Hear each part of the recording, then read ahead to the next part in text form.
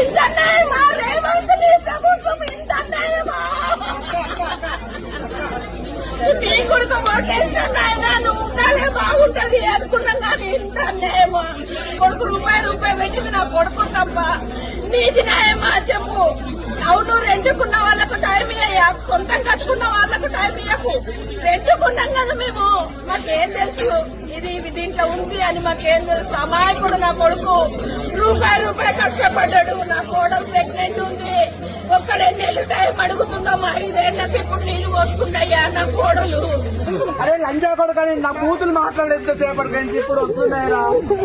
ఒక్కటి పనికి రాకుండా చేశాడు తెలుసా? నాకు అసలు బూతులే రాకుండా కనీసం సామాన్యంగా పనికి వస్తుంది కదా, సామాన్ కోసం మనం మాట్లాడుతున్నాం కదా. ప్రెగ్నెంట్ మీరు ఏం కాపాడతారు? మీరు ఏం రాష్ట్రం మీది?